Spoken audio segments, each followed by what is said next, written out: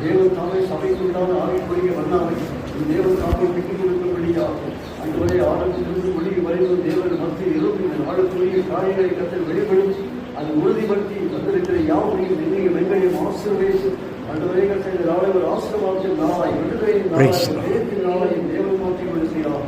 எல்லா தடைகளையும் உடைத்து நடைபெற்றவரை தளர்த்து அன்பின் தேவன் தாமையை தாமைகள் மத்தியில் இதை தருகிறார். எல்லாவற்றும் தேவன் பொருட்படுத்திக் மகிமையாய் மாற்றும்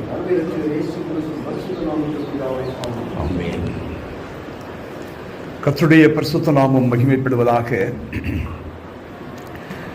ஏசாயா 9ஆம் அதிகாரம் 6வது வசனம்.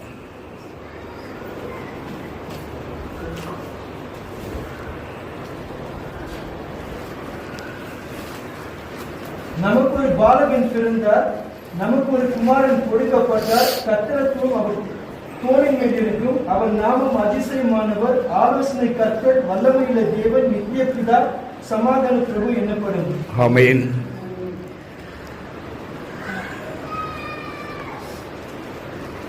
கர்த்தருடைய சபையில் உங்களுக்கு ஒரு அண்ணனாய், ஒரு தகப்பனாய், ஒரு ஊழியக்காரனாய்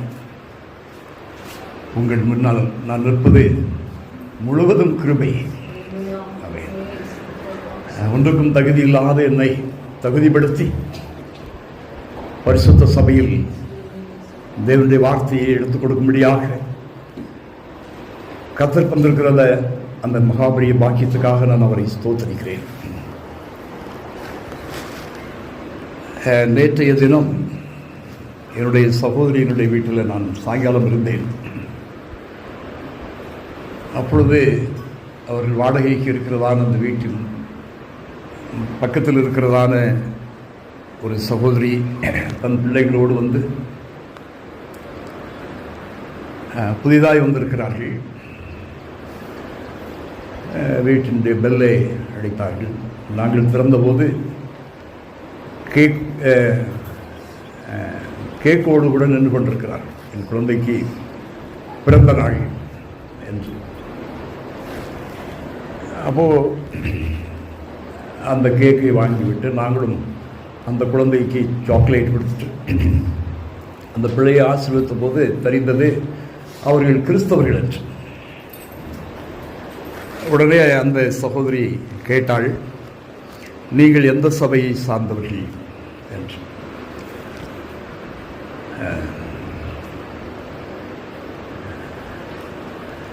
இந்த டினாமினேஷன் அது ஒரு விஷயம் இல்லைம்மா.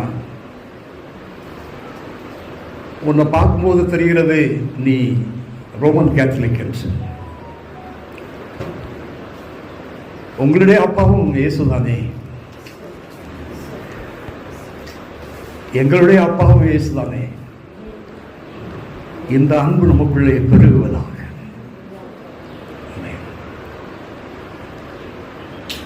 டினாமினேஷன் அல்ல, நம்முடைய தகப்பன் இயேசு.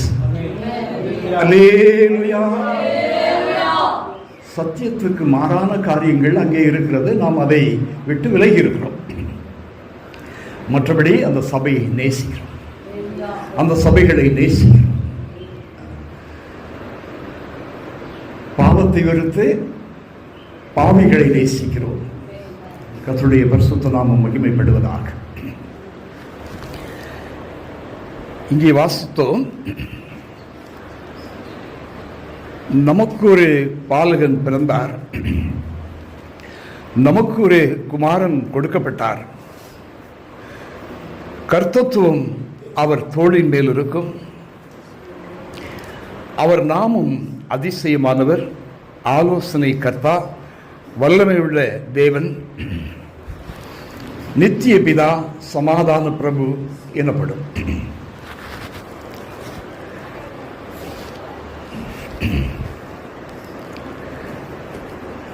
பரிசுத்த வேதாகமத்தில் இருக்கிறதான வேத பகுதிகள் பொய்யென்று நினைக்கிறவர்கள் கை தூக்குங்க. பரிசுத்த வேதாகமத்தில் இருக்கிற வேத பகுதிகள் நிறைய பொய்.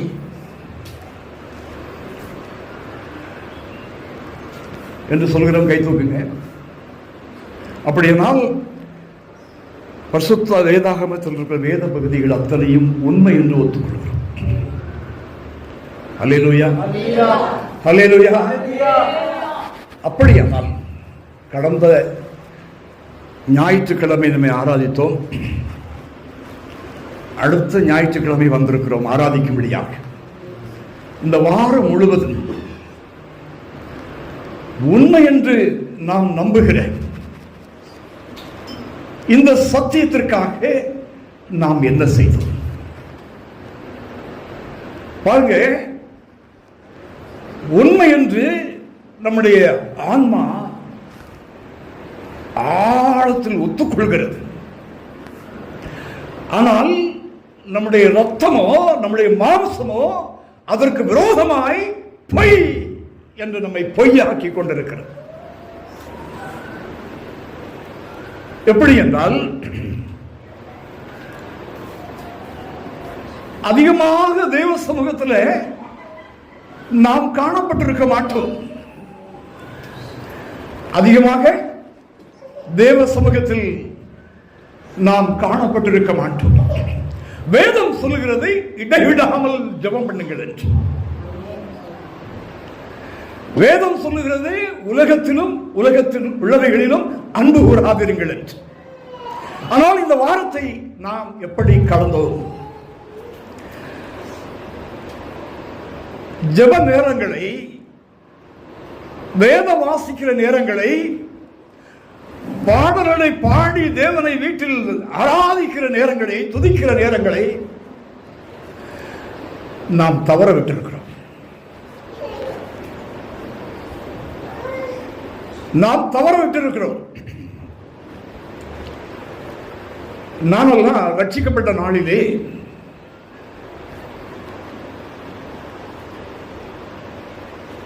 வருஷ கணக்கா குளிக்காத ஒருவன், பல மாதங்களா வஸ்திரத்தை மாற்றிக்கொள்ளாத ஒருவன், பல மாதங்களாக ஆகாரத்தையே பார்க்காத ஒருவன், பல வருடங்களாக சொந்த பந்தங்களை பார்க்காத ஒருவன், இவைகளை அத்தனையும் பார்த்து விட்டால் அவனுக்கு எப்படி ஒரு மகிழ்ச்சி உண்டாகுமோ அந்த மகிழ்ச்சி என் வாழ்க்கையில் வந்தது. அதுதான் ரட்சிப்பு. இப்போ ரட்சிப்பு என்றால் விசுவாசிக்கிறோம், ஞானஸ்நானம் எடுக்கிறோம், ரட்சிப்பு கிடைத்து விட்டது என்று நாம் விசுவாசத்தில் நாம் முன்னேறி போய் கொண்டிருக்கிறோம். நல்லது. ஆனால் யோவான் ஸ்நானகன் சொல்லுகிற பொழுது, எனக்கு பின் வருகிறவர் உங்களுக்கு பரிசுத்த ஆவியினாலும் அக்கினியினாலும் ஞானஸ்நானம் கொடுப்பார். இயேசு என்பதற்கு இரட்சகன் என்று பொருள். மத்தேயு 1ஆம் அதிகாரத்தில் பார்க்கிறோம். அப்போ ரட்சிப்பு என்பது குஷ்டம் நிறைந்த நம்முடைய வாழ்க்கை சிறுவிளையின் தோல் போல மாறுகிறது தான் ரட்சிப்பு. நான் ரட்சிக்கப்பட்டேன். புதிதாக பிறந்து ஒரு 3 மாதம் தான் ஆகியிருந்தது.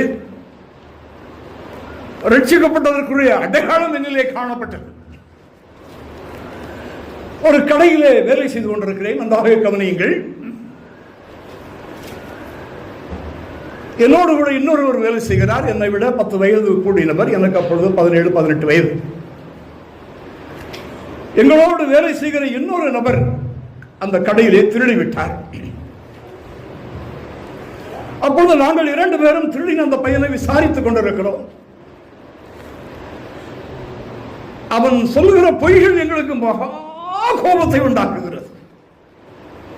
அந்த திருடின பையன் செய்கிற பொய்கள் எங்களுக்கு மகாபெரிய கோபத்தை உண்டாக்குகிறது. ஒன்றும் பின்னாலெல்லாம் திரும்பி பார்க்காதங்க. யாரெல்லாம் வரல, நிறைய பேர் வரல. ஒருவர் இருந்தால் 1,00,000 பேர். என்னுடைய விசுவாச வாழ்க்கையிலே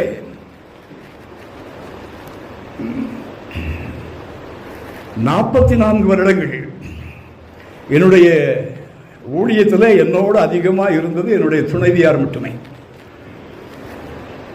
1 மணி நேரம் 1.5 மணி நேரம் இது ஜெபிப்போம். இரவு 1.5 மணி நேரம் இப்படிதான் வசனத்தை பேசிக்கொண்டே இருப்பேன். அவர்கள் கேட்டுக்கொண்டே இருப்பார்கள்.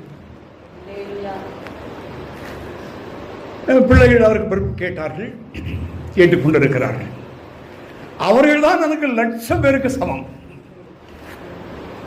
அதற்காக எனக்கு வரங்கள் கிருபைகள் இருக்கிறது என்று சொல்லி அப்படி துள்ளி குதித்து ஓடாடுகிறதற்குரிய அது தெய்வசித்தமாக எனக்கு தெரியவில்லை. நம்ம இருக்கிற இடத்துல அடங்கி இருந்தால் கர்த்தர் நம்மளை பயன்படுத்துகிறார். ஹல்லேலூயா. அப்போ அப்படி விசாரித்துக் கொண்டிருக்கிற பொழுது எதுக்கு சொன்னா, என்னுடைய தங்கச்சிக்கு அவங்களுக்கு என்ன தெரியுமா, நிறைய சபை 5 ரொட்டி 10,000 பேர் சாப்பிட்டாங்க ஆசீர்வதிச்ச போது. பேதுருனுடைய வலை கிழியத்தக்கதாக மீன் கிடைத்தது. அவருக்கு சித்தம் இருக்கும்போது அதான் நிறையும். நம்ம ஒருபடி முன்னேறுவோம், நம்ம ஒருபடி முன்னேறுவோம். மற்ற காரியங்களுக்கு கொடுக்கிற சமயங்களை ஆண்டவருக்கு அதிகமாக கொடுக்கும். எதுலாம் ஒருபடி முன்னேறணுமோ அதிலெல்லாம் ஒருபடி முன்னேறினா நிச்சயமா ஆண்டவர் ஆத்துமாக்களை கொண்டு வருவார். கர்த்தருடைய பரிசுத்த நாமம் மகிமைப்படுவதாக. அதுக்காக நல்ல டாக்டர்களை நம்ம தான் தேடி போறோம். அவங்க ஒன்றும் நம்மளை தேடி வர்றதில்லை. போலி டாக்டர் தான் நம்மளை தேடி வருவாங்க. நல்ல டாக்டராக தான் வெளியே கியூ நிற்கிறாங்க பேஷண்ட். அதுபோல நம்ம இருக்கிற வேண்டிய இடத்துல இருந்தா நிச்சயமா ஆத்துமாக்கள் நம்மளை தேடி வருவாங்க. பாஸ்டர் பால் அப்படிதான் சொல்லுவாங்களாம், நான் ஒரு நல்ல டாக்டர், நிச்சயமா பேஷண்டெல்லாம் வருவாங்க, நான் எங்கேயும் தேடி போக வேண்டியதில்லை. ஆனாலும் தேடி போறோம், போகாம இல்லை. அதற்கு மேல நமக்கு இருக்கிற இந்த நம்பிக்கை விசுவாசத்தை எல்லாம் இழந்துட்டு போய் அவங்க பின்னால போயிட்டே இருக்க முடியாது இல்லையா? ஆமா, அப்படி போயிட்டு இருக்க முடியாது. கர்த்தருடைய பரிசுத்த நாமம் மகிமைப்படுவதாக. அப்போ விசாரித்துக் கொண்டே இருக்கும் பொழுது என்னுடன் இருந்த என்னை விட 10 வயது அதிகமான அந்த அண்ணன் அந்த திருடின பையனை ஓங்கி அடித்து விட்டார். அடித்து 3 நாட்கள் ஆனது. அந்த பையன் மரித்து போனார். அந்த பையன் அவன் எங்கேயோ அடி வாங்கி இருந்திருக்கிறான். அவனுக்கு ஏதோ பிரச்சனை இருந்திருக்கிறது. என்ன சொல்லுவாங்களே, காகம் உட்கார பனம்பழம் விழுந்தது என்று சொல்வாங்க. அந்த பனம்பழம் ஏற்கனவே காயா இருந்து பழமா இருந்து கீழே விழ வேண்டிய நேரம். அந்த நேரம் காக்கா போய் உட்கார்ந்தது, பழம் விழுந்துடுச்சு. இப்படி தமிழ்ல சொல்லுவாங்க, காகம் உட்கார பழம் விழுந்தது என்று. அதுபோல் இவர் அடித்ததினால ஏற்கனவே அந்த தம்பிக்கு ப்ராப்ளம் இருந்திருக்கிறது. அவன் மரித்து போனான். ஆனால் பார்த்தவர்கள் என்ன சொன்னார்கள், அந்த ஊரார் இவர் அடிக்கும் போது நாங்கள் பார்த்தோம். மறுபடியும் அவர் ஜெயிலுக்கு போக வேண்டியதாச்சு. ஆனால் கோபின்னு சொன்னா நான் தான் கோபி. கோபத்துக்கு அவருக்கு மார்க் போட்டால் ஒரு 25 தான் போடலாம், எனக்கு 100க்கு 100 போடலாம் கோபத்துக்கு. அவ்வளவு பெரிய கோபி. ரட்சிப்பு எனக்கு கிடைத்திருந்ததினால் அந்த கோபம் கண்ட்ரோல் கூட இருந்தது. ஹல்லேலூயா, ஹல்லேலூயா. நான் என்ன சொல்ல வருகிறேன்,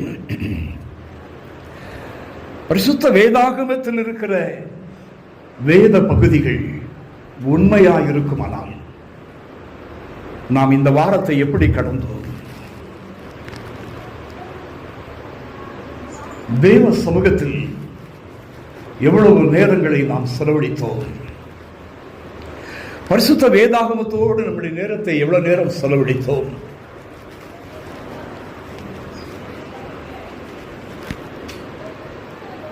ஜெபத்தில் எவ்வளவு நேரங்களை செலவழித்தோம் என்று நாம் திரும்பி பார்க்கிற பொழுது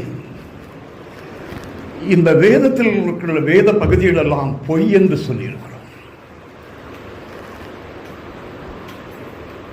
வேதத்தில் இருக்கிற வேத பகுதிகள் உண்மையாயிருக்குமானால், என் சகோதரியே, என் மகளே, என் மகனே, நாம் தேவ சமூகத்தில் அதிக நேரங்களை செலவழித்து அதை அனுபவித்திருப்போம். அல்லேலூயா. தகப்பனுடைய சொத்த பிள்ளைகள் அனுபவிப்பார்கள். அந்த அனுபவிக்கிறது என்கிற தமிழ் அர்த்தம், தேவன் நமக்கு எழுதி வைத்த வேத பகுதிகளை நாம் அனுபவித்திருப்போம். கர்த்தருடைய பரிசுத்த நாமம் மகிமைப்படுவதாக. நானே உன் பரிகாரியாகிய கர்த்தர், அப்பத்தையும் தண்ணீரையும் ஆசீர்வதிப்பேன், வியாதியை உங்களை விட்டு விலக்குவேன். இது வேத பகுதி. அதை நாம் அனுபவிக்க வேண்டும். அதுதான் உண்மை. ஒரு கூட்டம் டாக்டரிடத்திலே போக மாட்டோம் என்று இருக்கிறார்கள். இன்னொரு கூட்டம்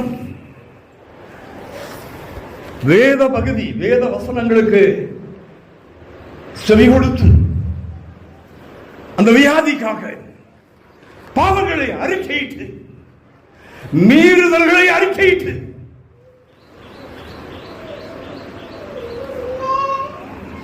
தூங்காதீங்க, தயவுசெய்து தூங்காதீங்க. கர்த்தர் உங்களோடு பேசுங்க. தயவுசெய்து தூங்காதீங்க.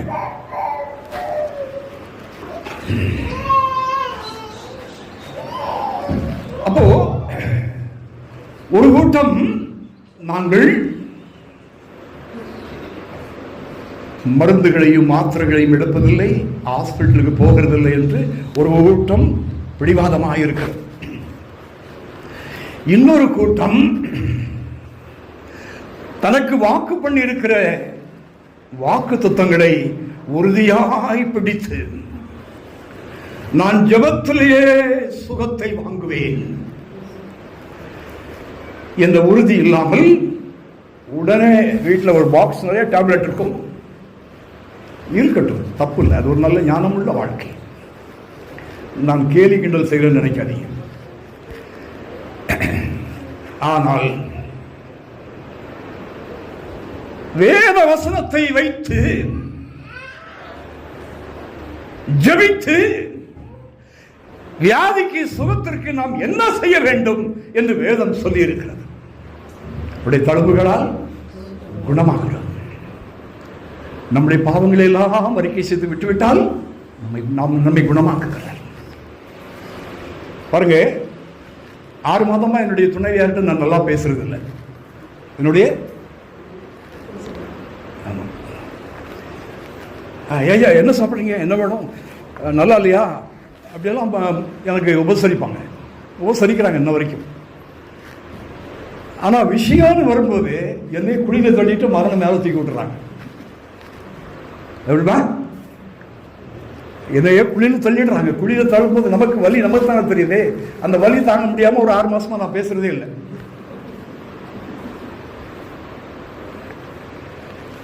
அப்புறம் போன வாரம் ஏதோ விஷயமா வந்தாங்க, பேசினாங்க. நான் கிட்டத்தட்ட அதிக நேரமாக அவங்களோட பேசிட்டு இருந்தேன். பார்த்துட்டு இருந்த ஒரு நபர், என்னாச்சு உங்களுக்கு, இவ்வளவுதான் உங்களுடைய வைராக்கியம், இவ்வளவுதான். அப்ப நான் சந்தோஷப்பட்டேன். இந்த கடின இருதயம் என்னில் தகர்க்கப்பட்டிருக்கிறது. ஹல்லேலூயா. ரொம்ப தெளிவா இருக்கிறேன். எந்த இடத்துல எங்குமே என்னுடைய துணைவியார் மிஸ்டேக் பண்ணியிருக்காங்க, நம்ம இவங்க கிட்ட பேசவே கூடாது அப்படின்னு நான் ரொம்ப ரொம்ப ஸ்டடியா இருக்கிறேன். ஆனால் இந்த வேத வசனங்கள் ஹல்லேலூயா அந்த கடின இருதயத்தை உடைத்து போடுகிறது. நமக்கு பிடிக்காதவர்களை விட்டு நாம் தூரமாக இருப்பது வேறே, நாம் அவர்களை நேசிப்பது வேறே. ஹல்லேலூயா. நாம் நன்றாக புரிந்து கொள்ள வேண்டும். நாம் கடந்த வாரத்தை எப்படி கடந்தோம்?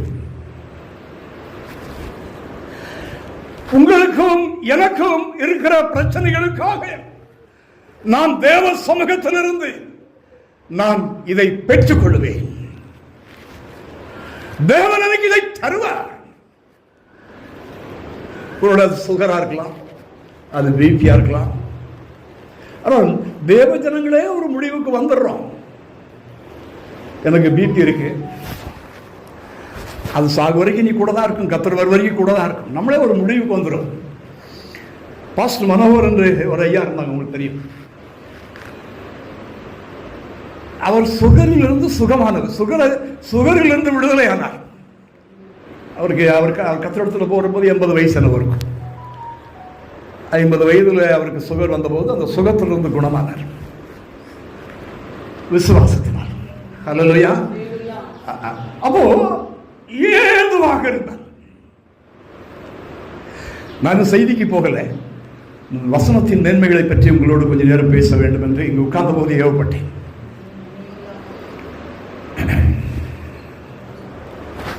அந்த கடந்த வாரத்தை நாம் கடந்தோம். உங்களுக்கும் எனக்கும் ஒரு மனசாட்சி இருக்கிறது.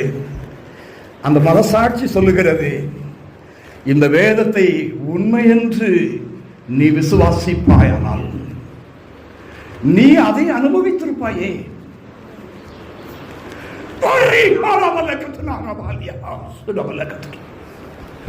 செய்தியை கேட்டுக்கொண்டிருக்கிற மகளே,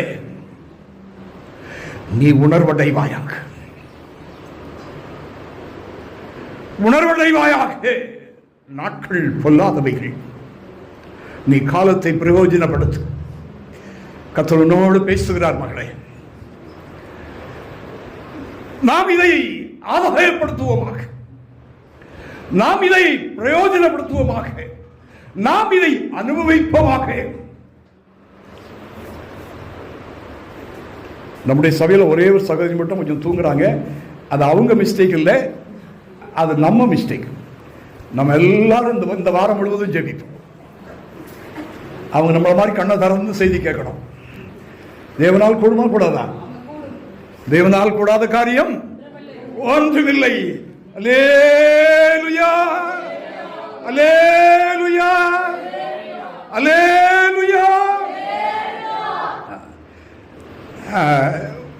இந்த டைரியில் எழுதி வச்சிருப்பாங்க, எனக்கு தலைநோவு இருக்கு.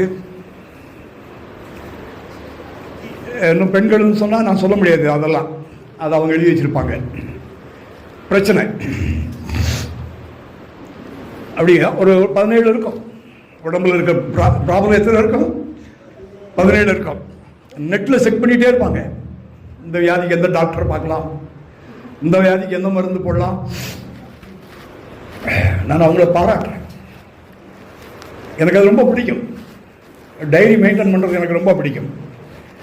அவ்வளோ பிரச்சனைகளோடு தான் இன்றைக்கு சகோதரிகள், தாய்மார்கள், வாலிப பிள்ளைகள் ஜீவித்துக் கொண்டிருக்கிறீர்கள். ஆனால் எல்லாம் எழுதி வச்சுட்டு கர்த்தர் எனக்கு போதும். அல்லேலூயா. நான் கர்த்தரிடத்தில் சுகத்தை வாங்குவேன். அல்லேலூயா. நான் கர்த்தரிடத்தில் நான் சுகத்தை வாங்குவேன், அதை அனுபவிப்பேன், அதை சொந்தமாக்குவேன். அப்பொழுதுதான் இது உண்மை. அல்லேலூயா. நான் மருந்தே எடுக்க மாட்டேன், நான் டாக்டர்கிட்டே போக மாட்டேன். அப்படி ஒரு கூட்டம் இருக்காங்க, ஆனால் ஜெபிக்க மாட்டாங்க. ஜெபிக்காமலே சுத்து போறாங்க. எவ்வளவு வேதனையா இருக்கு பாருங்க. 2000 நினைக்கிறேன், என்னுடைய மனைவி, என்னுடைய துணைவியாருக்கு ஸ்டமக் பெயின், ரொம்ப கஷ்டப்பட்டார்கள். அப்போ பரிசுத்தவான்களோடு கூட ரொம்ப நெருங்கிய ஐக்கியத்தில் இருக்கிற நாட்கள் 98 அப்படி இருக்கும். 1998 ஒரு நாள் இரவு வலியில் துடிக்கிறார்கள். ஏதாவது செய்யுங்க, ஏதாவது செய்ய அப்படின்னு என்ன அர்த்தம்? ஹாஸ்பிட்டலுக்கு கூட்டு போங்க. சரி, எச்சிக்கம் ஏதாவது வாயிட்டு அந்த ஊரில் 4 பேர் 4 சொல்லுவாங்க. அப்படின்னு சொல்லிட்டு உடனே ஹாஸ்பிட்டலில் கொண்டு அட்மிட் பண்ணேன். குளுக்கோஸ் எல்லாம் ஏற்றினான். காலையில் கொஞ்சம் சுமாராக இருந்தது. ஆனால் நாங்கள் கற்பிக்கப்பட்டது ஹாஸ்பிட்டல் படியே ஏறக்கூடாது, அப்படிதான் நாங்கள் கற்பிக்கப்பட்டோம். அப்படியே ஏதாவது ரொம்ப சீரியஸ் விஷயத்துக்கு ஹாஸ்பிட்டலுக்கு குழந்தைங்க போனா கூட எங்காவது சந்தில் பொந்தில் இருக்கிற டாக்டர் சாப்பாடு தான் போவோம், யாரும் மாத்திரக்கூடாது. அப்படிங்களை வளர்த்துருந்தார்கள் ஊழியக்காரர்கள். அந்த நாள் அது காலையில் என்ன பண்ணேன், டாக்டர்கிட்ட சொன்னேன், என்ன இருக்கோ பில் கொடுங்க. அந்த ஆள் நினச்சிட்டு அந்த ஆளுக்கு ஏதோ பைத்தியம் முடிச்சிருக்கேன்னு சொல்லி நான் நினச்சேன் இதுக்கு மேலே ஹாஸ்பிட்டலில் வைக்க விடாது அப்படின்னு சொல்லி அதுக்குரிய அமௌண்ட்டை பே பண்ணிட்டு வீட்டுக்கு கூப்பிட்டு வந்துட்டேன். அப்போ எங்கள் வீட்டம்மா கேட்டாங்க, என்ன பண்ணுறீங்க? இன்னும் ஒன்றும் பண்ண முடியாது, இருந்தால் வீடு, போனால் மைசூர் ரோடுன்னு சொன்னேன். அப்படிதான் பரிசுத்தவான்கள் எங்களுக்கு கற்பித்திருந்தாங்க. ஆமென். நான் அதற்கு தலை வணங்குகிறேன். அல்லேலூயா. ஆனாலும் நமக்கு கொஞ்சம் ஞானமாக இருக்க வேண்டும். கர்த்தருடைய பரிசுத்த நாமம் மகிமைப்படுவதாக. ஆனபடியினால் நீ நதிகளை கடக்கும் போது அவைகள் உன்மேல் புரளுவதில்லை. இது பரிசுத்த வேதாகமத்தில் உள்ள வேத பகுதி.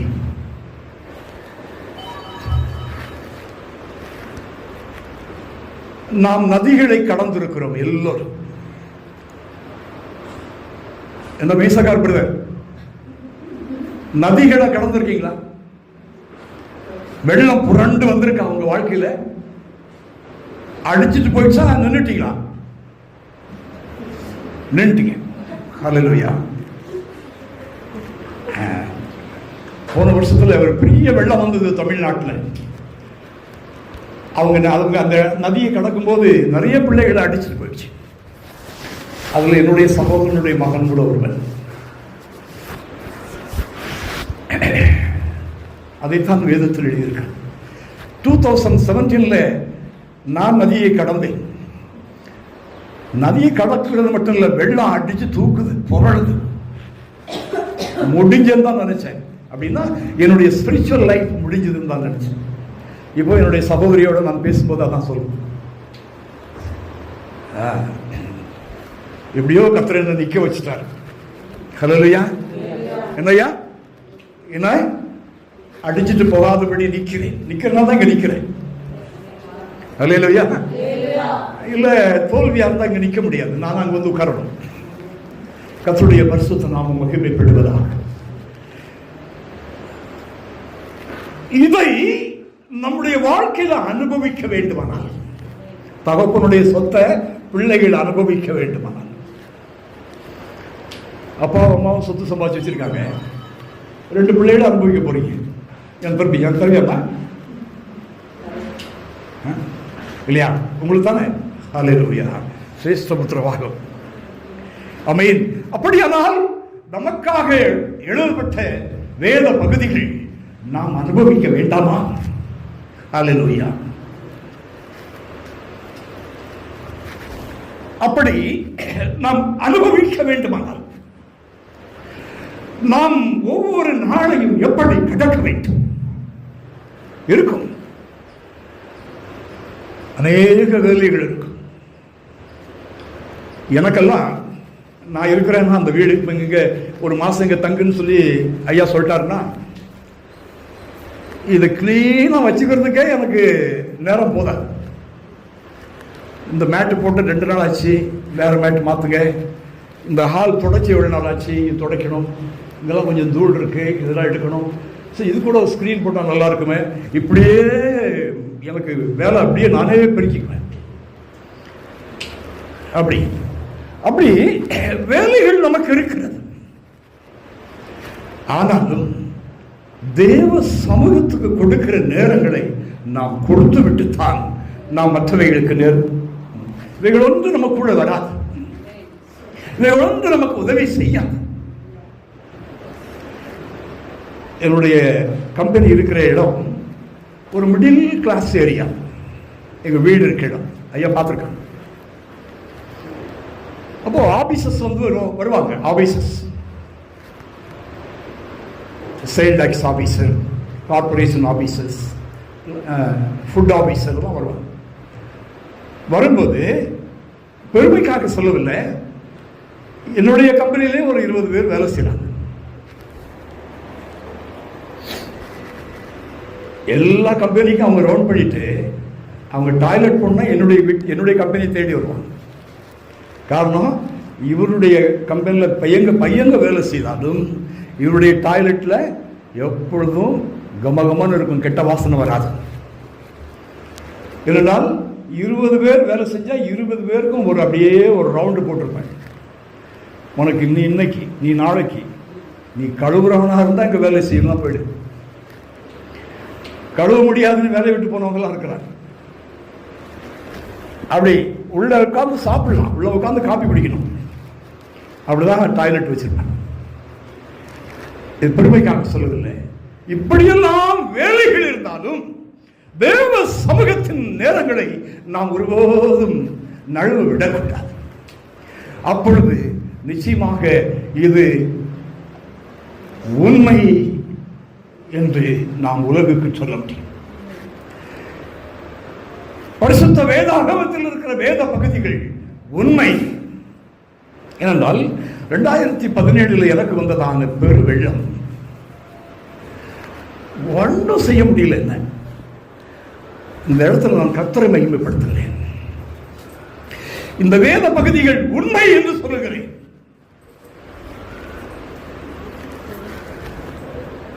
ஆனால் நாம் ஒருபடி முன்னேற வேண்டும். ஒருபடி எல்லாம் நிறைய இருக்கு. ஒருபடி என்று சொல்லுகிற போது நிறைய இருக்கு. இவங்க கூட கலர் கலரா சட்டை போடணும்னு ஆசையா இருக்கு. இவன் பேண்ட் கூட கொஞ்சம் கலரா இருக்கு, கூட ஒயிட் போட்டு வந்தா இன்னொரு படி மேல போறோம். இப்படி நான் சொன்னா உங்களுக்கு துக்கமாயிடும். இப்படி சில இடங்கள்ல சொல்லி இவர் பர்டிகுலரா குறிப்பிட்டு இதை சொல்றாருன்னு சொல்லுவாங்க. எல்லாம் அதாவது சரீர பிரகாரமாகவும் ஆவிக்குரிய பிரகாரமாகவும் நாம் ஒருபடி முன்னேற வேண்டும். எல்லாவற்றிலும் நாம் முன்னேற வேண்டும். அப்படி செய்கிற பொழுது இது உண்மை என்று நம்முடைய வாழ்க்கையில் நிரூபிக்கப்படும். கர்த்தருடைய பரிசுத்த நாமம் மகிமைப்படுவதாக. நீ தீயை கடக்கும் போது உன் கால்கள் வேகாதிருக்கும். மாற்று மதத்தினர் தீயை போட்டுட்டு அதில் மிதிச்சு போறாங்க. அப்புறம் கால் வந்துட்டு ஒரு மாசமா கஷ்டப்படுறவங்களா இருக்காங்க. அதில் மிதிக்கணும்னு வருவாங்க, போக முடியாது, தள்ளி விடுவாங்க, இதெல்லாம் நடக்கும். அந்த தீ இல்லை. பரிசுத்த வேதாகமம் சொல்லுகிற தீ பாவத்தின் தீ, இச்சையின் தீ. அதான் சொல்ல, நான் உலகத்தான் அல்லது போல் நீங்கள் உலகத்தான் அல்ல. மனைவியை உடையவன் மனைவி இல்லாதவன் போகும் ஜீவிக்க வேண்டும். அல்லேலூயா. 10 சொத்து இருக்கும், அதுக்குரிய ப்ராப்பர்ட்டி டாக்குமெண்ட்ஸ் இருக்கும். ஆனா இவைகள் எல்லாம் அதெல்லாம் இல்லாதவன் போல் ஜீவிப்பது. அல்லேலூயா. தீ, நீ தீயை கடக்கும் போது உன் கால்கள் வேகாதிருக்கும்.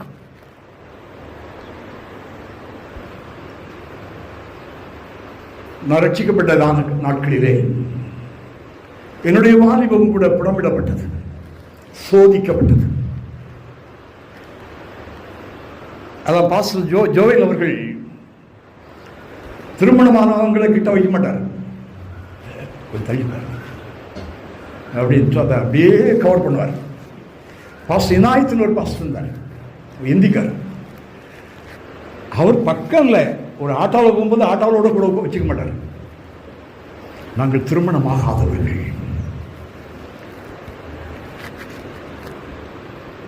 நீங்க கூட உட்காரக்கூடாது, திருமணமானவர்கள் அதுதான் மிஞ்சின நீதிமானன். நாம் அதை பகுத்தறிய வேண்டும், யாரையும் குற்றப்படுத்தவில்லை. தேவாவியானவர் எனக்குள்ள இருக்குது.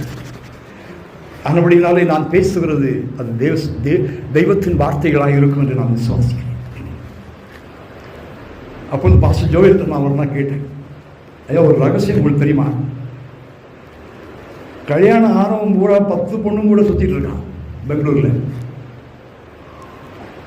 கல்யாணம் ஆனவங்களா? ஐயா கல்யாணம் ஆனதுல இருந்து பரிசுத்தவான்கள் கைப்பிடிச்சு கொடுத்தாங்க. இந்த பொண்டாட்டி தவிர வேற யாரும் தெரியாம ஜீவிச்சுட்டு இருக்கோம். ஏன் நாங்க நான் உங்களுக்கு ஈக்குவல்னு சொன்னேன். என்ன சொன்னேன்? ஹல்லேலூயா, ஹல்லேலூயா, ஹல்லேலூயா, ஹல்லேலூயா. ஆம், நீ தீ நடக்கும்போது உன் கால்கள் வேகாதிருக்கும். திருமணத்துக்கு முன்பும் சரி, இப்பெல்லாம் திருமணத்துக்கு முன்னாலேயே தாய் தகப்பன் எவ்வளவு கஷ்டப்பட்டு வளர்ப்பாங்க, எவ்வளவு கஷ்டப்பட்டு வளர்ப்பாங்க. நானெல்லாம் எங்க வீட்டம்மா பால் ஊற்றி வளர்த்தாங்க, நான் என் ரத்தத்தையே ஊற்றி வளர்த்தேன் பிள்ளைகளுக்கு.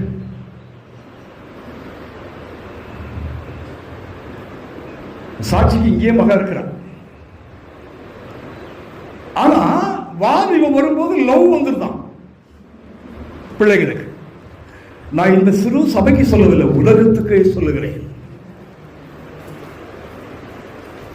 நல்ல தாய் தகப்பன்,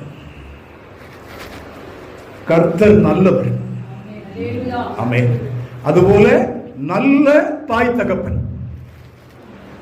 உன்னை வளர்த்திருக்கிறார். உலகத்துக்கே சொல்றேன், உன்னுடைய லவ் எங்க இருக்கு? நீ எடுத்து கொடுக்கிறதுக்கு ப்ரப்போஸ் பண்றதா? அப்படி சொல்றாங்க. எனக்கு இங்கிலீஷ் தெரியாது, ஆனால் கவனிப்பேன். ப்ரப்போஸ் பண்றது, நீ எப்படி ப்ரப்போஸ் பண்ண முடியும்? உன் லவ் தான் உங்க அம்மா அப்பா கிட்ட இருக்கு. நீ எப்படி பண்ண முடியும்? அவங்ககிட்ட பெர்மிஷன் வாங்கிட்டு தானே நீ அங்கே போய் ஐ லவ் யூ சொல்லணும். பையன் இருந்தாலும் பொண்ணா இருந்தாலும் அவங்ககிட்ட பெர்மிஷன் வாங்காம நீ எப்படி சொல்ற? நான் உலகத்துக்கே சொல்றேன். அப்ப நீ எவ்வளவு பெரிய முட்டாள்! நீ தீயை கடக்கும் போதும் கால்கள் வேகாதிருக்கும். பரிசுத்த ஆவியினாலும் ரட்சிப்பினாலும் நிரம்பி இருக்கிற ஒரு வாலிப மகன், ஒரு வாலிப மகன் இந்த வேலையை செய்யவே மாட்டான், செய்யவே மாட்டாள். யாரும் சொல்லிக் கொடுக்க வேண்டியது அவசியம் இல்லை. அவை யூஎஸ் இருந்தாலும் சரி, இங்கிலாந்து இருந்தாலும் சரி, இந்தியாவில் இருந்தாலும் சரி. அதான் இது உண்மை. ஹல்லேலூயா. வந்து கேளு. இந்த பொண்ணுக்கு நான் ப்ரப்போஸ் பண்ணலான்னு இருக்கேன், நீங்க கொடுத்தீங்கன்னா நான் ஒன்று கொடுத்துருவேன். கேளு. கேட்காம கமிட் பண்ணி ஒரு நாளைக்கு ஆக்சிடென்ட்ல சாவுறது இந்தியாவில் 2023 மட்டும் 5 லட்சம் ஆக்சிடென்ட். எவ்வளோமா? 2023 5 லட்சம் ஆக்சிடென்ட் இந்தியாவில். 2 லட்சம் பேர் செத்துருக்காங்க. ஆனாலும் இப்ப நான் வந்துட்டு இருந்த கார்ல வருஷத்துக்கு ஒரு பிள்ளையை பெற்று போட்டுறாங்க. ஆசீர்வாதமா இருக்கட்டும், அதான் கர்த்தருடைய வார்த்தை. முன்னால 2 பிள்ளை நிற்க விட்டுருக்கான், பின்னால ஒரு பிள்ளையை உட்கார வச்சிருக்கான். மொபைல் இங்க ஒட்டிக்கிச்சு பெவிக்கார்ல. இப்ப நான் வருவது பார்த்தேன். பாருங்க, இவ்வளவு ஆக்சிடென்ட் நடந்தும் ஜனங்கள் எப்படி ரோட்ல வண்டி ஓட்டுறாங்க பாக்குறோமா? சில வண்டி கையில் எடுத்தா அப்படியே ஹெலிகாப்டர்ல போற மாதிரி நினைப்பாங்க. அடுத்து என்ன நடக்கும்னு யோசிக்கிறது இல்லை. அதுபோல ஒரு நாளைக்கு 400 பேருக்கு மேலாக இந்த என்ன சிட்டி இது? பெங்களூர் என்ன சிட்டிமா? Garden city. இப்போ இந்த சிட்டியில ஒரு நாளைக்கு சாவு 400க்கு மேல என்று தற்கொலை பண்ணிக்கொண்டு சாகிறவர்கள் 400க்கு மேல். இதெல்லாம் அதிகாரப்பூர்வமான ரெக்கார்ட். தாய் தகப்பனிடத்தில் பெர்மிஷன் கேட்காதபடி. நல்ல தாய் தகப்பனை பற்றி சொல்லுகிறேன் நான். தாய் தகப்பன் இல்லை, நல்ல தாய் தகப்பன் இல்லைன்னா அது வேற விஷயம். கர்த்தருடைய பரிசுத்த நாமம் மகிமைப்படுவதாக. இந்த வேத புஸ்தகத்தில் உள்ள வேத பகுதிகள் உண்மை. நான் பெங்களூருக்கு வந்த பிற்பாடு, திருமணமாகி வந்த பிற்பாடு, அதுதான் தீ மிதிக்காங்களா, அதுக்கு என்ன சொல்றாங்க? தீ மிதி மாதிரி போடுவாங்க ரோட்ல. அது வேண்டாம், அந்த பேர் நமக்கு வேண்டாம். இல்லை மரத்தெல்லாம் போட்டு குளிச்சு அது மேலே இப்படி மிதிப்பாங்க, அது ஒரு விழா. நான் அப்படி ஒரு 100 தாண்டி இருப்பேன் பெங்களூருக்கு வந்து. அல்லேலூயா. நீ தீயை கடக்கும் போதே அதுவும் கால்கள் வேகாது இருக்கும். பெங்களூருக்கு வந்த புதுசுல எல்லாம் 25, 27 வயசு, 30 வயசு, 35 வயசு கல்யாணம் ஆகி மனைவியோட வாழ்ந்துட்டு இருக்க நாட்கள். ஆனா பிரச்சனை என்ன தேடி வரும், பிரச்சனை என்ன தேடி வரும். ஒரு வாரத்தை தேவ சமூகத்தில் நாம் கடக்காதிருந்திருப்போமானால் அந்த தீயில வெந்திருப்பேன். நான் விவரமா சொல்ல முடியாது உங்களுக்கு, ஆனால் தீயை கடந்தேன். அல்லேலூயா. லிங்கராஜபுரம் வந்து ஊழியம் செய்யும் போது புஷ்பான ஒரு சகோதரி இருந்தாங்க. அவங்க என்னை பார்த்துட்டு அவங்களுக்கு மனசு சகிக்கல, வீட்டுக்கு ஒரு நாள் வந்தாங்க. சகோதரி, நீங்க கொடுத்து வைத்தவர்கள். எங்க வீட்டம்மாவுக்கு சொன்னாங்க.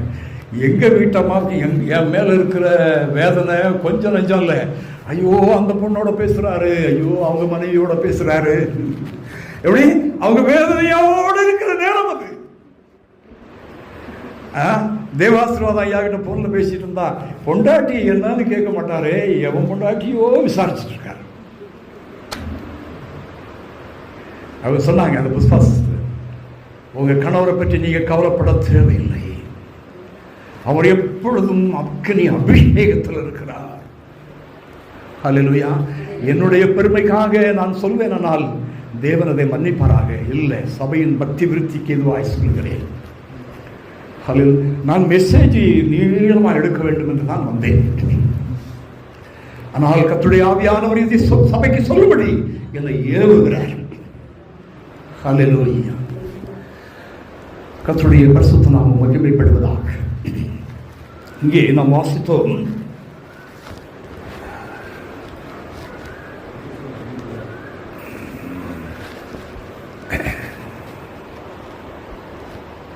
நமக்கு ஒரு பாலகன் பிறந்தார், நமக்கு ஒரு குமாரன் கொடுக்கப்பட்டார்.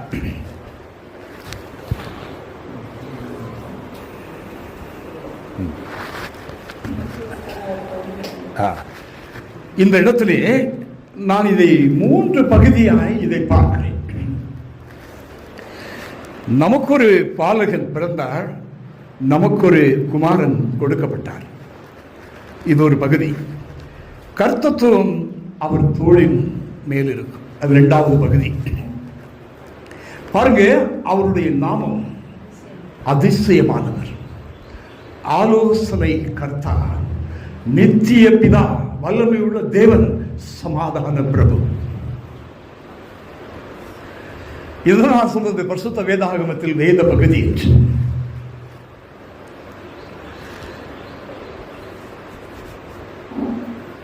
அது நமக்கு தெரியும்.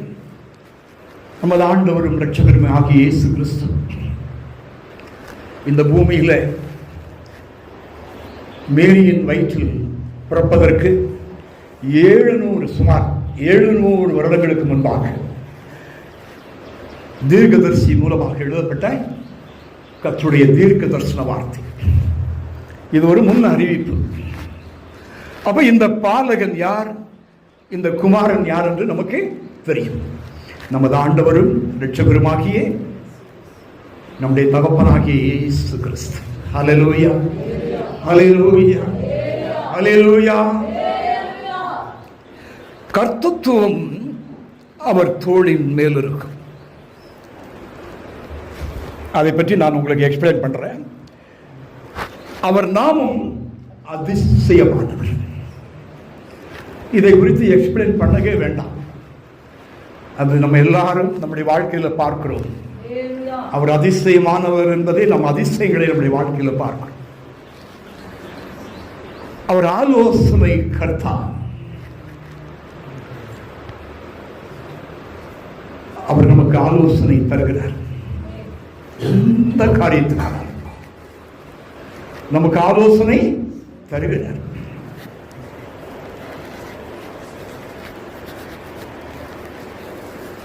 எத்தனையோ சூழ்நிலைகளில்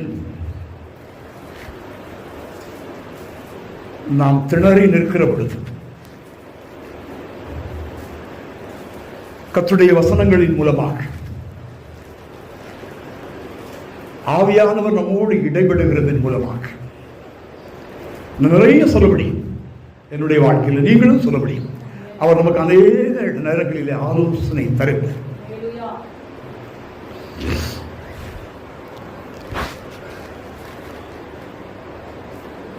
வல்லமை உள்ள தேவன், நித்திய பிதா, இதெல்லாம் அவருடைய நாமம். இயேசுவின் நாமம். இயேசு என்பதே அவருடைய நாமம். அதே போல இங்கே கொடுக்கப்பட்டிருக்கிற இந்த 5 காரியங்களும் அவருடைய நாமமாக இருக்கிறது. அதிசயமானவர் அவருடைய நாமம். ஆலோசனை கர்த்தா அவருடைய நாமம். நித்திய பிதா அவருடைய நாமம். வல்லமை உள்ள தேவன் அவருடைய நாமம். சமாதான பிரபு அவருடைய நாமம். சமாதானம் எப்பொழுது நம்முடைய இருதயத்தை, நம்முடைய வாழ்க்கையை, நம்முடைய குடும்பத்தை ஆளுகை செய்யும். எல்லாம் அனுகூலமாயிருக்கிற பொழுது, எல்லாம் அனுகூலமாயிருக்கிற போது ஒரு சமாதானம் இருக்கு. நம்ம தமிழ்ல சொல்லுவோம், எல்லாம் ஏடா ஓடமா இருக்கும் போது, எல்லாம் எதிர்மகமாக இருக்கிற போது யாராவது சமாதானமா இருக்க முடியுமா? சொல்லிட்டேன், எல்லாம் ஏடாவோடமா இருக்கும் போது, எல்லாம் எதிர்மாறவா இருக்கும் போதுன்னு சொல்லிட்டேன். ஆனா ஒன்னொன்னு அவங்க வாழ்க்கையில் அவங்க பார்க்கிற போது அப்பா கண்கள்ல தண்ணீர் குளமா வந்துடும். அவ்வளவு ஏடாவோடங்கள் நடக்கும். ஆனால் அந்த நேரத்திலும் நம்முடைய இருதயத்தை சமாதானம் ஆட்சி செய்கிறது. ஹல்லேலூயா. அதான் நம்முடைய ஆண்டவர் சொன்னார், உலகம் கொடுக்கிற பிரகாரம் நான் உங்களுக்கு கொடுக்கிறது இல்லை, நான் என்னுடைய சமாதானத்தை உங்களுக்கு கொடுக்கிறேன். வாருங்கள், உங்களுக்கு சமாதானம் கிடைக்கிறது என்று நாம் அழைக்கிறோம் ஜனங்களை. ஆனால் என்ன சமாதானம்? இயேசு கிறிஸ்துவில் இருந்த சமாதானம், அப்போஸ்தலனாகிய பவுலில் இருந்த சமாதானம், அப்போஸ்தலர்களில் இருந்த சமாதானம் எல்லாம் எதிர்மகா இருக்கும் போது கூட பவுல் சிறைச்சாலையில பாட்டு படிச்சுட்டு இருக்கிறார். ஹல்லேலூயா. கர்த்தருடைய பரிசுத்த நாமம் மகிமைப்படுவதாக. கர்த்தத்துவம் அவர் தோளின் மேல் இருக்கும். கர்த்தத்துவம் என்றால் என்ன? நான் உங்களிடத்திலிருந்து தெரிந்து கொண்டு நான் செய்திக்குள்ள போக விரும்புகிறேன். கர்த்தத்துவம் என்றால் என்ன? நீங்க யாராவது எனக்கு ஒரு குழு கொடுத்தீங்கன்னா நான் இன்னும் கொஞ்சம் பலனா நின்று பிரசங்கம் பண்ணுவேன். கவர்மெண்ட். சரி, இது இங்கிலீஷ் டிரான்ஸ்லேஷன், தமிழ்ல இருந்து இங்கிலீஷ் டிரான்ஸ்லேஷன்.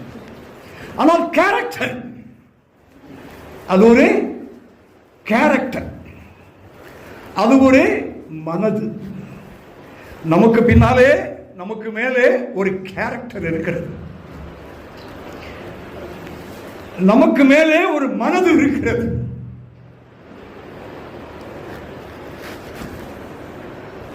ஏசாயா 6ஆம் அதிகாரம்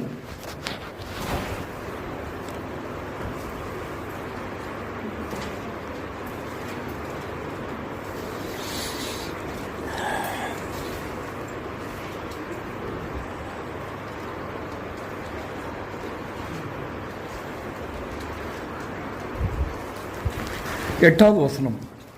Also I heard the voice of the Lord saying, Whom shall I send, and who will go for us? Then I said, Here am I, send me. பின்பு யாரை நான் அனுப்புவேன், யார் நமது காரியமா போவான் என்று உரைக்கிற ஆண்டவருடைய சத்தத்தை கேட்டு, அதற்கு நான் இதோ அடியேன் இருக்கிறேன், என்னை அனுப்பும் என்றேன். கர்த்தருடைய பரிசுத்த நாமம் மகிமைப்படுவதாக. அந்த கர்த்தத்துவம் என்று சொல்கிறது. அந்த கேரக்டர் நாம் இங்கே பார்க்கிறோம். நம்முடைய பிதாவாகிய தேவனுடைய கேரக்டரை இங்கே பார்க்கிறோம். நமக்கு அவர் யார் என்று பார்க்கிறோம். உனக்காகவும் எனக்காகவும் பரிதவிக்கிற ஒருவர், உனக்காகவும் எனக்காகவும் பரிதவிக்கிற ஒருவர், அதாவது மனுக்குலத்திற்காக. யாரை அனுப்புவேன்? அடியேன் இருக்கிறேன், என்னை அனுப்பும் என்று ஆண்டவரும் இரட்சகருமாகிய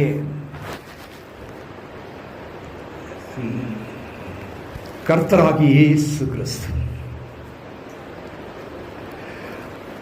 அவர் சொல்லுகிறார், என்னை அனுப்பும், அடியேன் இருக்கிறேன். இங்கே தேவன் அன்பாகவே இருக்கிறார். இன்னொரு வசனம் இருக்கு, யோவான் 3:16 என்று நினைக்கிறேன்.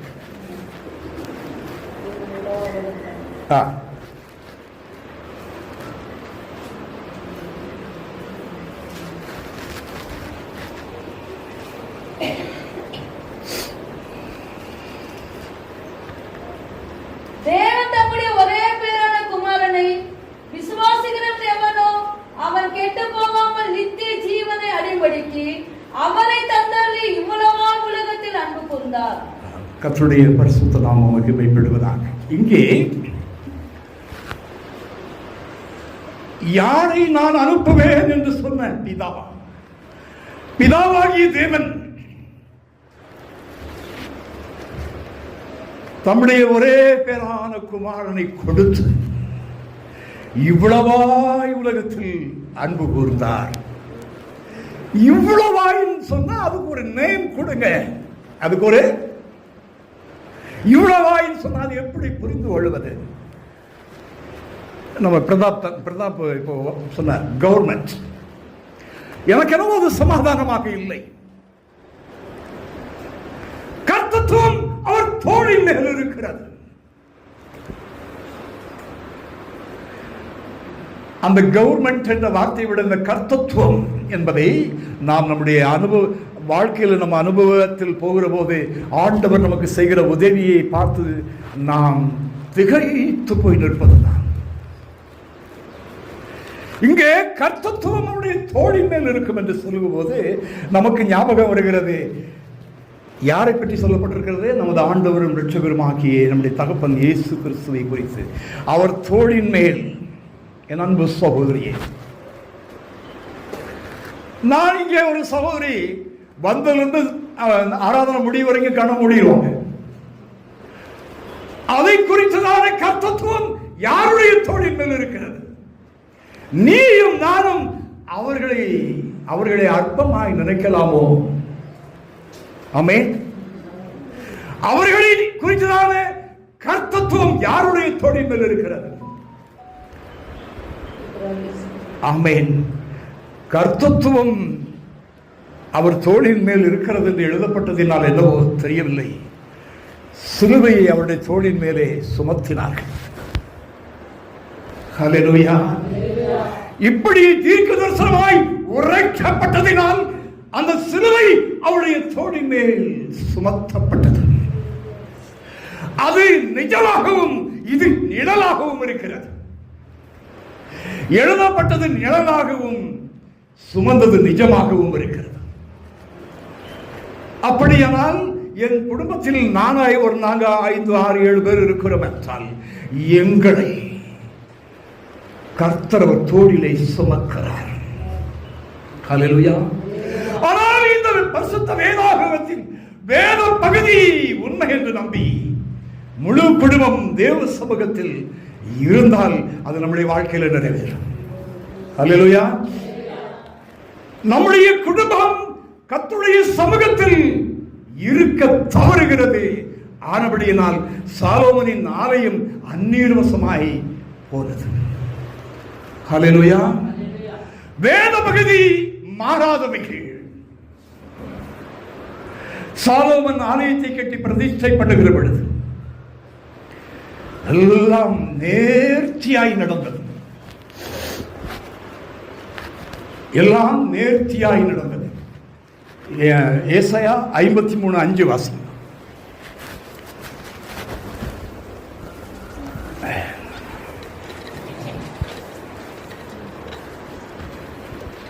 But he was wounded for our transgressions, he was bruised for our iniquities, and the chastisement of our peace was upon him, and by his stripes we are healed.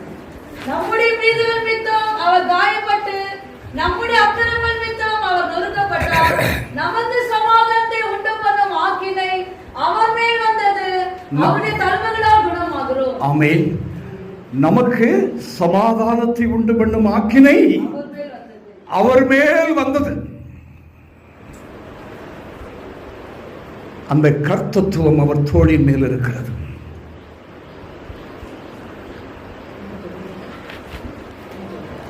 கர்த்தருடைய பரிசுத்த நாமம் மகிமைப்படுவதாக.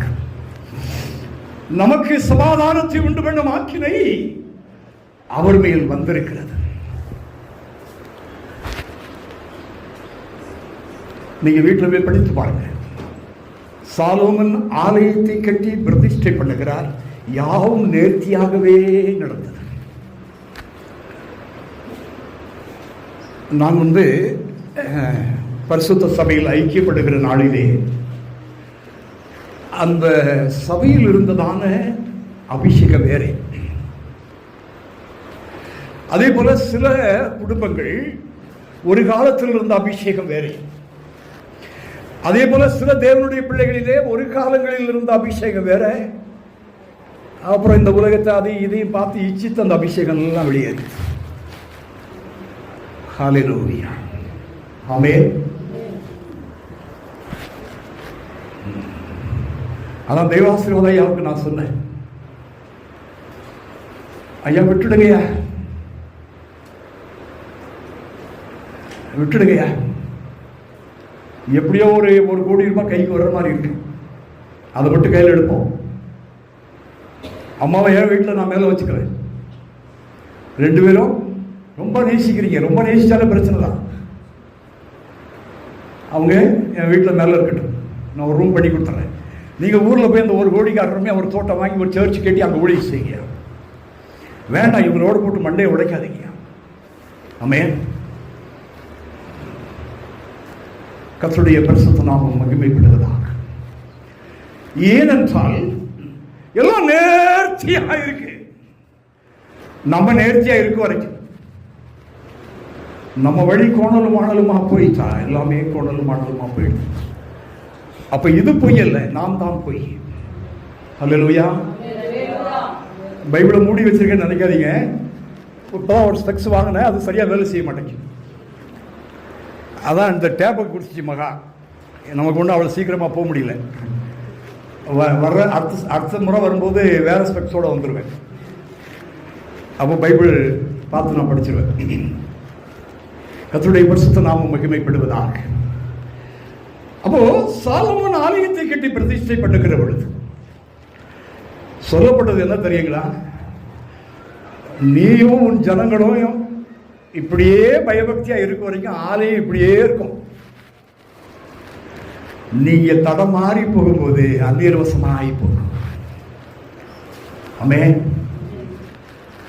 ஆனபடினால் அது பெரிய சரித்திரம். அப்புறம் நெகேமியா கட்டி எழுப்புகிறத பார்க்கிற போது நம்முடைய கண்கள் குளமாய் போயிடும். நெகேமியாவின் ஊழியத்தை பார்த்தா பைபிளை கீழே வைக்க மனசே விடாது. அவர் கட்டி பிடித்தார். ஹல்லேலூயா. அப்படியானால் நாம் ஒருபடி முன்னேற வேண்டும். நீங்களும் நானும் எதிர்பார்க்கிறபடி இது உண்மையாகவே நம்முடைய வாழ்க்கையில் நிறைவேற வேண்டுமானால், நாம் நம் தகப்பனுடைய சொத்தை அனுபவிக்க வேண்டுமானால், நான் உங்களுக்கு சுட்டி காட்ட வேண்டியது உங்களுக்கும் எனக்கும் தெரியும் எந்தெந்த இடத்துல நம்மளை சரி பண்ணணும் சொல்லி. ஹல்லேலூயா. அந்த எந்த இடத்துல நாம் ஒருபடி முன்னேறுவோம். ஹல்லேலூயா. கர்த்தருடைய பரிசுத்த நாமம் மகிமைப்படுவதா. நம்முடைய உபவாச ஜெபத்தை கட்டி எழுப்புவோம். நம்ம கடினமான இருதயத்தை உடைப்போம். ஹல்லேலூயா. நான் ஆராதனை முடிச்ச உடனே எல்லாரும் வந்து ஸ்தோத்திரம் பண்ணா என் தங்கச்சிமார்கள் எனக்கு ஸ்தோத்திரம் பண்ணுறது கை கஷ்டமா உற்சாகமா இருப்போம். நாம் என்ன செய்வோம்? உற்சாகமா இருப்போம். நான் இன்னைக்கு வந்தது 35 கிலோமீட்டர்ல இருந்து வந்திருக்கேன். அதனால ஒரு அரை மணி நேரம் லேட்டாக போச்சு. இன்னைக்கு எல்லாம் 10:30 மணிக்கு வருவோம்.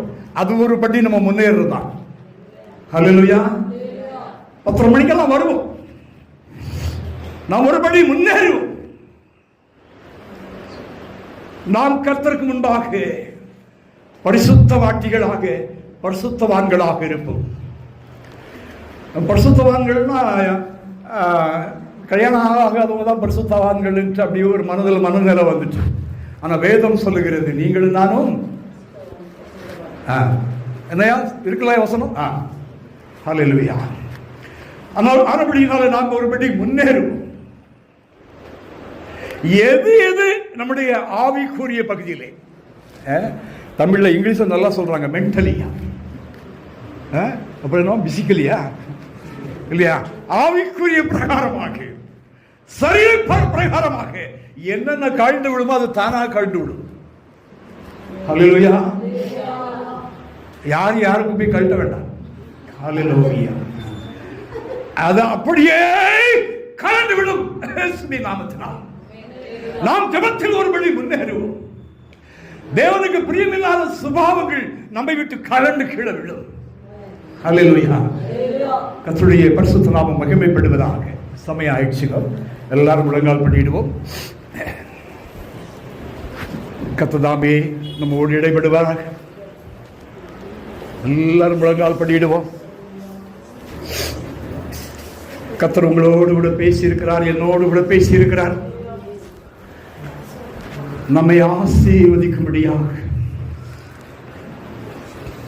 ஆபிரகாம் வாழ்க்கையிலே தேவன் வாசம் பண்ணினார். தேவன் ஆபிரகாமுடைய வாழ்க்கையில வாசம் பண்ணினதற்கு அடையாளமாக ஆபிரகாம் சீமானாக இருந்தார். நீ சீமாட்டியாய் இருக்க விரும்புகிறாயா? என் அன்பு சகோதரியே, நீ சீமாட்டியாக இருக்க வேண்டும் என்று விரும்புகிறாயா? ஆபிரகாம் சீமானாக இருந்தார். ஒருவேளை நாம் சீமாட்டியாக இல்லை, சீமானாக இல்லை, ஏதோ குறைபாடுகள் தேவைகள் இருக்கிறது. உலக பிரகாரமாக பேங்க்ல அக்கவுண்ட்ல பணம் ரொம்ப குறைவா இருக்கு, நான் நினைத்ததை வாங்க முடியவில்லை, நான் இன்னும் வாடகை வீட்டில் தான் இருக்கிறேன், எனக்கு சொந்தமா ஒரு வீடு வாங்க முடியவில்லை. ஆபிரகாமுடைய வாழ்க்கையிலே தேவன் வாசம் பண்ணினார். ஆபிரகாம் சீமானானது சத்தியம், பரிசுத்த வேதாகமம் உண்மை. இந்த உலகத்தில் யாராவது ஒருவன் ஆசீர்வாதமாக இருக்கிறேன் என்று சொன்னால் அவர்களுக்கு நிகராக தேவன் நம்மையும் ஆசீர்வதிக்கிறார். நம்முடைய தேவைகளை சந்திக்கிறார், நம்முடைய சரீரத்தில் ஆரோக்கியத்தை தருகிறார், நமக்கு தீர்க்காயுசை தருகிறார், நம்முடைய பிள்ளைகள் நமக்கு கீழ்ப்படித்திருப்பார்கள். ஆபிரகாமுக்கு நல்கின ஆசீர்வாதம் நமக்கு கிடைக்கும். நாம் பரிசுத்த வேதாகமத்தை, வேத பகுதிகளை நாம் என்ஜாய் பண்ண வேண்டும், நாம் அதை அனுபவிக்க வேண்டும், நம்முடைய வாழ்க்கையில் அதை கொண்டு வர வேண்டும். ஆண்டவரே, இது எனக்கு கிடைக்காமல் இருக்கிறது, சுகர் என்னை விட்டு போகாமல் இருக்கிறது, பிபி என்னை விட்டு போகாமல் இருக்கிறது, என்னுடைய அக்கவுண்ட்ல பணம் குறைவாக இருக்கிறது, நான் சரியாக இஎம்ஐ கட்ட முடியவில்லை. ஆம், நீ சிலவற்றை கலட்டி ஏறி சிலவற்றை அணிந்து கொள். வேத புஸ்தகத்தில் இருக்கிற வேத பகுதிகள் உண்மை. ஆபிரகாம் இம்மைக்குரிய ஆசீர்வாதங்களினாலும் மறுமைக்குரிய ஆசீர்வாதங்களினாலும் நிறைந்தவராக காணப்பட்டார். கர்த்தர் வருகிற பொழுது அல்லது நாம் மரணத்தை சந்திக்கிற பொழுது நமக்கு தேவனோடு விட நாம் உட்காரும் ஸ்லாக்கியம் கிடைக்கும்.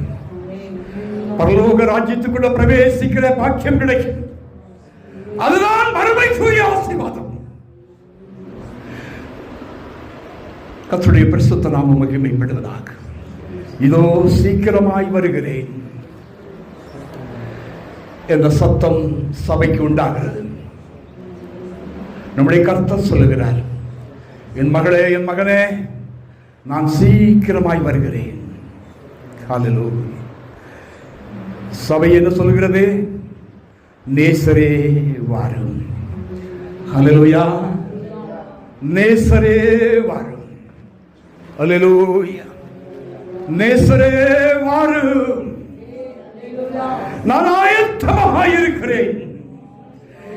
என்னிடத்தில் ஜப ஜீவியம் உண்டு, என்னிடத்தில் உபவாச ஜீவியம் உண்டு, என்னிடத்தில் வேத வாசிப்பு உண்டு, என்னிடத்தில் கடின இருதயம் இல்லை.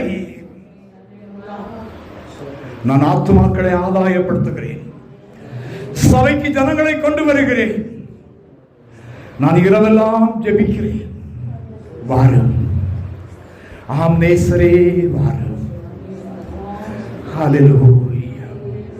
ஹல்லேலூயா. அதுதான் மறுமைக்குரிய ஆசீர்வாதம்.